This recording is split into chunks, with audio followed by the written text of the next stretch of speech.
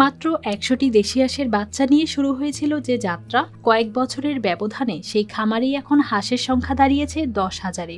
ভোর হলে হাজার হাজার হাঁস একসঙ্গে বেরিয়ে পড়ে বিল আর জলাশয়ের দিকে। চারপাশ তখন ভরে ওঠে ডাকাডাকির শব্দে। এই হাঁসের খামার ঘিরেই বদলে গেছে মাহফুজা রহমানের জীবন। এখানে যে হাঁসগুলা বড় হয় তখন আমরা খাওয়ার জন্য কিনে নেই। হ্যাঁ, আগামীতে আমারও এত অল্প পুঁজিতে এরকম হাঁস পালন করা সম্ভব, এটা দেখলাম নিশ্চয়ই। দিনাজপুরের হিলি রিকাবি চকচকা গ্রামের যুবক মাহফুজা রহমান ইউটিউবে হাঁস পালনের ভিডিও দেখে অনুপ্রাণিত হয়ে ২০২২ সালে মাত্র ১০০টি হাঁসের বাচ্চা নিয়ে শুরু করেন খামার। এখন তার খামারে রয়েছে প্রায় ১০,০০০ হাঁস।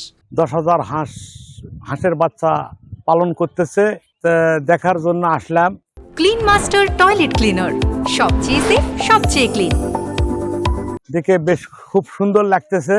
ওর দেখে আরো আমরা আগামীতে যদি আমরাও করতে পারি স্বাবলম্বী ইনশাল্লাহ অবশ্যই হব। প্রতিদিন হাঁসগুলোকে ছেড়ে দেওয়া হয় বিল ও জলাশয়ে। সেখানে শামুক, ঝিনুক, ছোট মাছ ও পোকামাকড় খেয়ে বড় হচ্ছে হাঁসগুলো। এতে কমছে খাবারের খরচও। দেশি হাঁস এগুলা তো মানুষের অনেক চাহিদা আছে। ব্রয়লার মুরগি খেতে চায় না, আবার গরু ফ্যাট, এই হাঁসগুলা ভালো মানুষ খেতে চায়। মাহফুজা রহমান জানান, স্থানীয় পাইকাররা হাঁস কিনে নিয়ে যান খামার থেকেই। সব খরচ বাদ দিয়ে বছরে প্রায় ৫ লাখ টাকা লাভ হচ্ছে তার। কয়েকজন স্থানীয় যুবকের কর্মসংস্থান হয়েছে এই খামারে।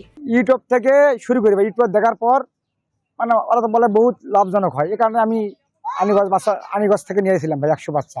আনিগঞ্জ হাট থেকে ১০০ বাচ্চা নিয়ে আসে আমি প্রথম শুরু করি ২০২২ সালে কাহিনি। কিন্তু ১০০ বাচ্চা তুলে তার দেখলাম ভালো লাভ বাড়ালো।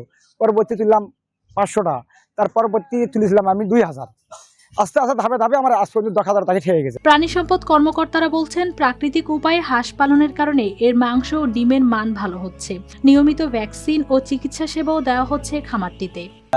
যে হাঁসগুলো রয়েছে একেবারেই যে আমাদের যে প্রাকৃতিক পরিবেশ, সেই প্রাকৃতিক পরিবেশে দেশি হাঁস উনি লালন পালন করছেন। উনি আমাদের কাছে এসেছিলেন।